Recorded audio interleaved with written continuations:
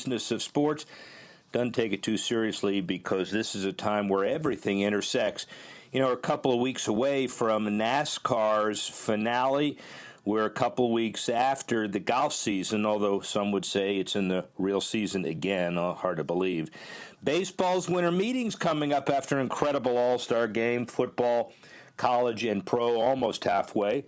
Focus soon on the bowls and the Heisman and all of that. Basketball and hockey intensifying. All of that to say, got a heck of a show coming up, including an inside look and a tour, visual and audio.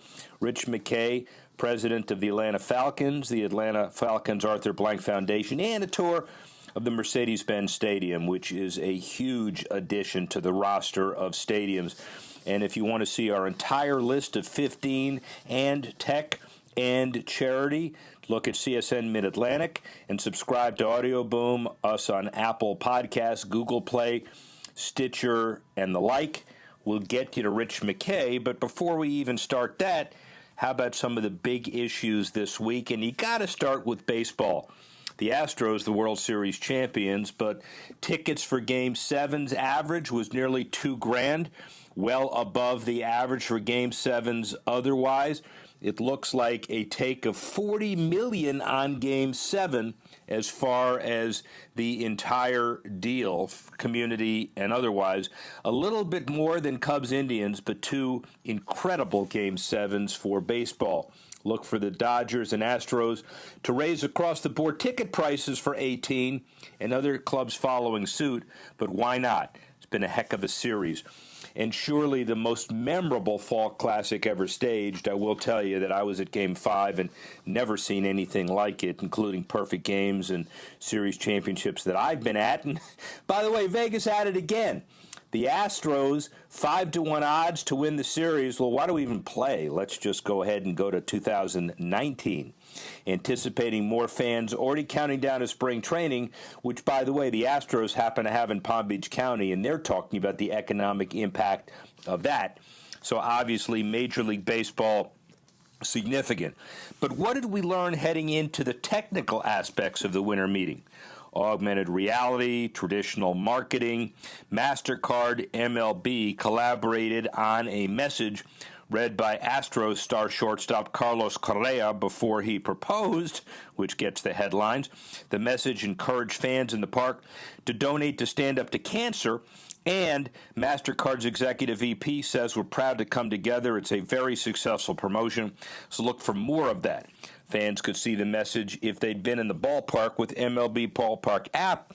But more important, teams now able to collect more personal data than ever before, thanks to features like the Ballpark app used in traditional partner marketing as well as their philanthropic ventures. And obviously, Stand Up to Cancer is incredibly important, but also the charitable aspect even more so. And speaking of charitable, Anthony Rizzo announced as the recipient of the 2017 Roberto Clemente Award. He won the award and was announced before Game 3 of the World Series, given out annually to the player who best represents Major League Baseball through a combo of extraordinary character, philanthropy, and community involvement. The Rizzo Family Foundation assists pediatric cancer patients and their families. Over the past 5 years, the foundation contributed more than $4 million to the programs that provide financial assistance to children and their parents. Earlier this year, the foundation made a $3.5 million donation to the Lurie Children's Hospital in Chicago. Rizzo makes frequent trips to many of the hospitals across the city to visit with the children currently undergoing treatment. Rizzo, by the way, a 5-time nominee for the Roberto Clemente Award before winning this season. Well done, the power of sports. Let's go across the pond for a second, at least across the pond as far as the major event. The Winter Olympics less than 100 days away. Organizers still remain optimistic before the opening ceremony will yield a lot of tickets, even though only about one-third have been sold. The Olympic torch relay, by the way, already started at the beginning of November. helping spur more domestic interest in the Games. Schools, government organizations, and public companies with block ticket deals for low-demand events, and almost all Olympic venues being finished currently or have already been completed. Restaurants for fans being built in empty fields around the Olympic Stadium. The bobsled track and ski jump mountain lauded as the Games' most stunning images, nestled in the hills near the stadium. And efforts will only ramp up as the event draws closer in coming weeks. And the take is obvious. President Trump's South Korean visit in the days ahead will draw global attention to the region and the Games. Let's see, by the way, what kind of attention it draws. We'll talk about that later. And speaking of the Olympics, we'll soon be watching maybe esports in the Winter Olympics. Switzerland last week, reps of the Olympic movement for esports met to discuss where esports could fit in the Olympic picture. The move could become a landmark development for esports as they continue to gain momentum on the global stage. The bottom line is they've been developing a steep road to the Olympics in close relation with the IOC and are now looking forward to this competition. If the Olympic Committee approves the addition of esports into the most prestigious athletic competition in the world, the public outcry and interest could be more intense. And my take is this, by the way, regardless of which side of the court you're on in terms of esports being a sport or not, the worldwide interest and awareness is changing the spectrum, obviously. Let's go to the NBA. And the season intensifies. The E-Poll research has come up with the most marketable players. Warrior Stephen Curry, number one. LeBron James, number two. LeBron still has a higher awareness than Curry, 57 to 41% increase, though, in appeal. Curry better than LeBron. The three top five most marketable players, James, Nowitzki, and Durant, signed with Nike, and two players on the top 10 list are not signed with any of the major sports brands. Dwayne Wade with Li Ning, Klay Thompson has a deal with Anta, and among the NBA's most marketable up-and-comers, the Greek Freak and Lonzo Ball, who's made headlines with his decision not to sign with a major sponsor and instead push his own big baller brand. And E-Poll, by the way, notes the lowest appeal is Ball at 29%. We know why. It's probably due to the hype around his overexposed father, LeVar, and overexposed is putting it mildly. Look at some of the other NBA issues this week, and it focuses primarily on the technology aspect of some of the NBA deals. The Chicago Bulls implementing a new way of tracking and analyzing their players' sleep patterns and how they can affect play on the court. One change the team made after analyzing early data was moving their shoot-around back 1 hour from 10 to 11 in order to give players a few crucial extra minutes of rest. We felt there's enough data to collect at home, and while we're looking, it's particularly back-to-back and late-night returns, what sleep patterns were, not to be intrusive on the players, but rather to get advice. Very helpful not only to the NBA, but professional elite athletes in general. The Bulls, by the way, could change the way the NBA evaluates player rest. This season, Chicago may not be the greatest team in terms of wins and losses, but the team taking necessary steps to change the way their future players will be trained. And time will tell, by the way, if the Bulls will also be the champion, winning more than losing, well-rested Bulls. How about that? I guess we'll have to see about that as well. And the NBA has a lot of interesting issues that still have to be resolved as far as numbers. The Milwaukee Bucks still in the hunt to find a naming partner for their new arena. The team not willing to compromise its standards just to sign a sponsor immediately, but rather will wait for the right fit in order to enhance its brand equity. The Greek Freak effect is a big deal. It's kind of exploded for us on an international basis, says Bucks president Peter Fagan. All of a sudden, the prospects of who we'll work with have changed in the last 6 months. Fagan noted that in a perfect world, the team would sign a blue-chip international brand, but at this point the team is open to smaller regional concerns. The Greek Freak has really helped push the Milwaukee brand across the globe, so the team is trying to capitalize on the movement. Good for the NBA and good for everybody. Well, let's segue into something that's really interesting, sports marketing and social media. Leading marketers noted in the 2017 Sports Marketing Symposium that reaching fans has become a more difficult task than in the past. We have to be more like real brands, said New York Giants VP Mike Stevens. We have to be storytellers. We have to get our message out because the truth is negative stories do get a lot of coverage. And 76ers CMO Katie O'Reilly spoke at how difficult it is to maintain solid brand integrity and the integrity of the modern era of sports. Social media and a digital presence have given teams, leagues, and organizations more platforms to market their products to fans, while simultaneously giving them more channels to monitor and regulate. You have to make sure you're aware of all the social issues and how your fan bases feel about that, said NASCAR VP and CMO Jill Gregory. And in this area of heightened security and sensitivity, would be my take, it's virtually impossible to develop a marketing plan that won't offend someone somewhere, even when your basic stage is a ballpark or a court. Let's talk about the NFL and then segue into Rich McKay. Congress this week debates the Republican tax bill in Washington. The league's opposition to it regards and revolves around tax breaks for communities and stadiums. VP of Communications Joe Lockhart opposes the amendment to eliminate it because he says, and proven over the last few years, we believe that construction of a new stadium and renovation is an economic driver. It's good for sport. It's good for growth. Municipal bond exemptions often underwrite such deals, and they've come under scrutiny. Brookings talks about a $1.1 billion subsidy, but new facilities, renovations in Cleveland, new facility in Vegas, and talk about the economic impact, the community pride, the development opportunities, the tax base. All of it shows mayors and others providing significant support to not include the elimination of this exemption. The drama probably unfolds later in the week.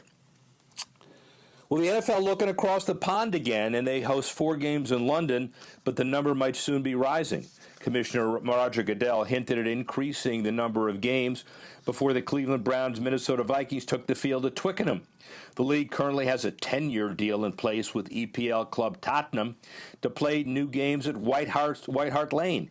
The club's soon-to-be-completed stadium in North London has 61,500 spectators and even a retractable turf field specifically for NFL games. And while Goodell hinted at the possibility of adding more games, NFL UK Managing Director Alistair Kirkwood currently feels that 4 games is the right number for London at the moment.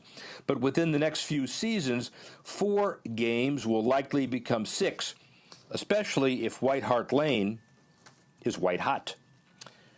In the wake of controversial comments made by Houston owner Bob McNair of the Texans, Bill O'Brien praised by players for his response. Texans players have since described their coach as a rock, a voice of reason, avoiding any mutiny. McNair seemingly compared NFL players to inmates in prison during an owners' meeting, but yet seems to be, according to many people, misconstrued. Angry with McNair comments, considering skipping a game, but O'Brien won his players' trust throughout the ordeal by showing his unconditional support for them while simultaneously convincing them taking the field was the right thing to do. Dallas Cowboys owner Jerry Jones was in the room with McNair and was adamant that he wasn't talking about NFL players. And by the way, this is a very difficult situation where words speak louder than actions, and the players and the owners need to think long and hard about process. We'll talk about that as far as a long-term commitment. But yet, how about the short-term suspension? Ezekiel Elliott, Jerry Jones says it's a victim of overcorrection, the 6 games. 2 years ago, this wouldn't be an issue. Before Ray Rice, this wouldn't have been an issue because the commissioner shows where he really wants to come down when he did with Ray Rice, Jerry Jones said. Rice initially was handed a 2-game suspension after the video was released on him punching and dragging his then-girlfriend out of the elevator. And Jones noted the discrepancy here is unbelievable, he says, especially considering the debate that Elliott might be innocent. The innocent is only the latest battle of wills between Goodell and NFL owners. It might impact his contract extension. It certainly long-term, in my mind, will impact process relative to who meets out the ultimate suspension in years to come, certainly in the next collective bargaining negotiation. Some good things about the NFL. The Chargers helping to feed the homeless, 30,000 meals to people in need throughout the most underserved areas of Los Angeles. Summit LA 17, Dean Spanos and others will take the offensive. Russell Okung, as a face, will serve meals and inspire others to take action. The movement being operated in conjunction with Robert Egger and the LA Kitchen, a nonprofit organization whose mission is to reclaim local, healthy food that otherwise would be discarded and use it to provide healthy meals to local citizens in need. The groups participating at the movement hope their efforts will inspire others across the country to follow in their footsteps and feed and help those in need in their own cities. And then another example, we've heard about esports and the Olympics. How about celebrity cornhole? Tournament fundraiser in Baltimore, Matt Stover, hosting a celebrity tournament at the Museum of Industry to raise money for his Players Philanthropy Fund. Baltimore Ravens Justin Tucker, Brandon Carr, Brandon Williams, Mike Wright of the Orioles, etc., and the Players Philanthropy Fund, public charity that helps athletes, entertainers, and other philanthropists maximize their charitable giving while protecting their finances and reputation. Stover co-founded the organization alongside philanthropy expert Seth MacDonald after retiring from the NFL in 2011. Always drama, but certainly good stuff going on with the NFL. And good stuff going on with the NFL focuses in Atlanta. Recently spent a couple of days touring the facility at Mercedes-Benz Stadium. It impacts Washington's desire for a new stadium. It impacts everything. They spent nearly $1.5 billion. They have 200 suites, 7,500 club seats, 71,000 seats, 2 million square feet. It's 1,100-foot long screen. By the way, if they put that straight, it passes the height of Atlanta's tallest building, the Bank of America building. Not surprisingly, the Falcons increase 8% in value at $2.5 billion, and with the Falcons purchase by Arthur Blank at $545 million, and now worth over $2.1 billion, he certainly made dollars. But that's not the point. The point is, with AT&T, Coke, Equifax, IBM, American Family Insurance, and obviously Home Depot, Arthur Blank and Rich McKay, his president, have built up a substantial philanthropic and otherwise war chest. Rich McKay, by the way, was hired by Blank in 2004. He was the son of Tampa Bay Buccaneers. John McKay, famous for the, I'm all in favor of their execution, quote, after a winless season in the mid-'70s, but winning a Super Bowl or being involved with 3 different NFL head coaches, Tony Dungy, John Gruden, Jim Mora. He obviously knows what it's like to build a team, involved with the NFL Competition Committee, develop the stadium soup to nuts. Rich McKay certainly can walk through the stadium with pride, and he did with us a couple of weeks ago. Rich McKay. Sports professor Rick Horrow inside the boardroom. This is an incredible building. If I had $1.5 billion, I wouldn't build anything as close to as beautiful as this is. It revolutionizes Atlanta. You have 200 suites or so, $400,000, so it's not up to. So it's not for the faint of heart. You also have 71,000 seats, and you have the ability to have a Super Bowl, which you'll have next year, and major events. But more importantly, the foundation, the family, Arthur Blank, the guy we're going to talk to in a minute, have basically revolutionized how games will be watched and events will be watched in Atlanta, and also set the bar higher than Minnesota and higher than LA and higher than Vegas, higher than everywhere else. Rich McKay, President and CEO. How was that for an intro? Incredible. Why don't you keep going? Here's what I'm going to do. I'm going to ask the questions and give you the answers at the same time. Good. I like it. But Rich McKay actually is the mastermind. He denied it, but he is the one of the founding forces behind Mercedes-Benz Stadium. So thank you for joining me. Thank you. Appreciate that. Nice to have you in Atlanta. Welcome. Always. Thanks again. So you come from Tampa in 2004, and the Georgia Dome is good outside, but economically counterproductive and antiquated inside. How long did it take you after you got here before you realized we've got to have something new? Well, when Arthur and I discussed coming here, I had an agreement with him that I was not going to be involved in a new stadium deal, that we would just, the Georgia Dome was a good home. That changed probably 2 years later. And I think, Rick, for us, 2007 was a defining moment. We talked to them about renovation. We did some renovation. We made the building better. And I think then Arthur turned and said, this is not a long-term solution for us. We need to go to the end of our lease. We don't need to go early. We need to go to the end of our lease, and we need to build a new building. That's when we started. And May 19th, 2014. May 14th, May 19th, you remember the date? May 19th is an important day for me because that's an anniversary. So let's assume it was May 14th. So it's May 14th, whichever is correct. But by the way, that's the groundbreaking. And I want you to understand, he comes from athletic stock. When he took this job, he was 6'4", he had a full head of hair. That's crazy. Right? These are crazy projects, right? Yeah, no, I know. So how hard, obviously, it's an easy question. How hard was it to do in a town that's so politically diverse, let's say? A lot easier politically than we ever would have thought going in, because I think we took the right approach in that we tried to give them a public-private partnership that made sense. We tried to say to them, hey, let's just use the hotel motel tax that built the Georgia Dome. No, don't give us any more than that.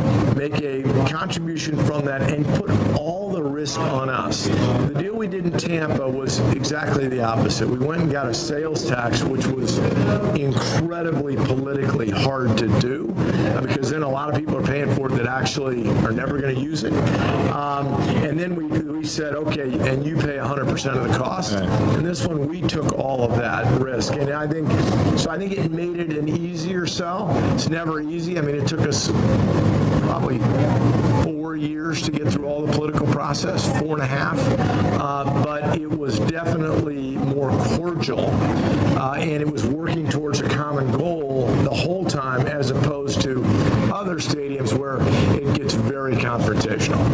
And Arthur Blank's community acceptability and his understanding that he needs to do good, and people understanding that made it easy? Credibility, that word matters, right, in all aspects. And Arthur has that, and he has it here in Atlanta, and he's earned it.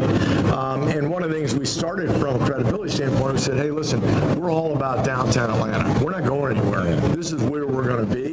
Let's make this work. And I think that's a good place to start. Months into opening, Garth Brooks, home games. Happy? Oh, yeah, we're crazy happy. Yeah, good, really good. Like anything else, it's new to us. We haven't been a stadium operators before. We're in a bunch of new businesses. We're in the food business. We're in a stadium operations business. We're in a tour business. We're in an event catering business. We're playing soccer. We're doing things we've never done, so we're not perfect, far from it. I think one of the things we've done, and I recommend to everybody that gets into the stadium business, is we've really really tried to stay right next to our fan and understand from them all the issues all the way along the way. So we're getting better. Game day difference, game day experience, game day prep, Georgia Dome versus here. 100% different, right? The Georgia Dome was built and was an incredible building to view an event. That's what it was built for. It was to view an event, and it was a multi-purpose building, meaning it could host a lot of different events. We went about it differently. We tried to say, listen, we know we can get the bowl right. That's not hard. Let's build a multi-specific stadium that when we go to that stadium mode, today's Falcons mode, it's going to be Falcons. When you come back next week, we have 70,000 people in here for Atlanta United. You would not know the Falcons play here. I mean, it will be a Atlanta United specific stadium. When you were here for Garth Brooks, you would have thought it was a concert setup. So we tried to design it with the mindset of every event that comes in here should own this building. That's why everything inside the bowl is digital. We don't have one sign in the building other than Mercedes-Benz because we want to be able to change the building. And there's a lot of tension, let's say, or different issues with a lot of people about greening. It doesn't necessarily lead to direct ROI, but it's certainly the right thing to do. How do you deal with that? This is a green building, but it also impacts your bottom line positively. It does. I think we went into it with the idea that Arthur challenged us to say, listen, we want to be LEED certified. We want to try to be LEED certified at the highest level, LEED Platinum, which is what we're shooting for and what we think we can get. But let's not do it by any of the old-fashioned way, which is buying credits and doing all these deals with energy companies that don't really move the needle. Let's do it in the real way. So we hired Scott Jenkins from Seattle, who came in here to run our building, who wakes up every day worried about green.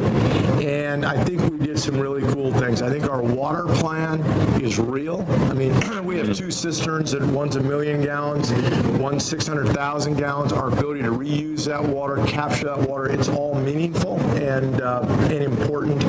And for us, it was never about ROI when it came to the green side. By the way, when you were in Stetson Law School, did you think years later you would be talking about recapturing cisterns? No. I thought we'd be talking about, leases. And, well, you were for a while. Right. We'll do that for a minute, but we'll do that later. What are the hidden gems, or is there like one really cool hidden gem here that you can talk about? So I think that I'm going to give you the simplest one that we like is you can actually circumnavigate this building on any level. In other words, you can walk all the way around it with any ticket. And so people think, oh, that was simple. That wasn't quite as simple, and none of these new buildings do it, and we don't understand why. Because if you call me and want to have a beer, and we're in some of the new buildings today, I can't see you. I can't get there. So what you see in those bridges that are hanging behind us where people can walk is the connection between the levels. And we just think that the social aspects of stadiums going forward are as important as the design of the bowl. They are, because people are going to have alternatives. It's called television sets. That 30-incher now today is the exact same price as it was, but now it's 70 inches. And the experience is incredible because we're at 4K. So we know we have to create a social atmosphere. We spend as much time designing behind the bowl, meaning the concourse area, as we did in the bowl. Well, that's inside. Now, talk about outside for a minute. The Atlanta's community center. This is a big deal. Big deal. We try to tie right into downtown. We have two MARTA stations, which is our mass transit, and we're 200 feet on one direction, 200 feet the other. So we're right in the hub of that mass transit. And then we try to create something that would be inviting. So you're going to see when the Georgia Dome comes down on November 20th, you'll see a backyard built. We'll call it the Home Depot backyard. It'll be truly a park for the West Side community, and then we'll tailgate on a game day. So we're trying to be truly the center of downtown. What does this do for the Falcons brand? Continues to. We're on an elevating arc. That game at the end of last year hurts still. I thought we weren't going to talk. Yeah, I don't sleep. We're on an elevating arc. This is just another piece of that elevating arc. mark. We don't want to be, Arthur would never wake up in the morning and say, hey, let's try to be a top 10 franchise. It's not his object. Yeah. Let's not try to be a top 5 franchise. He wants to be the top franchise, and that's what we're trying to do. Super Bowl 2018, you going to be ready? Oh, yeah, we'll be ready. Yeah, we'll play here in 19. And the requirement, Rick, of the NFL has always been that you have to operate for a year. Shakeout year. So this is that year. Right. We have the college football national championship game this year in January. So we'll have a pretty big event there. We'll have 75,000 in the building. We've already had 2 college kickoff games with Florida State, Alabama, Georgia Tech, Tennessee. Both those games had 75,000 in the building. So we're well underway. We'll be ready. International audience, tell us what A&B Sports and Entertainment is, and you run it. So. Yeah, so it's his kind of roll-up company where we put the Falcons, we put Mercedes-Benz Stadium, we put Atlanta United, but we really try to do it too. We independently empower those entities. So Atlanta United, we hired Darren Eales from Tottenham to come run that business, and he runs it. It's his business to run. He's done a fantastic job. Our job is to support him. Anything he needs, we're going to give him. On Mercedes-Benz Stadium, we hired the best of the best to do it, and we've empowered them. So it's kind of who we are, we use A&B Sports as one place to go. If you got issues, we'll help you. Now the really important stuff. So you and your brother and your father, 6 national championships, 12 Rose Bowls, 1 XFL championship, which was huge, a Super Bowl, Coach of the Year. What were Thanksgiving dinners like? Yeah, crazy. We didn't have Thanksgiving dinners, right? You were playing, right.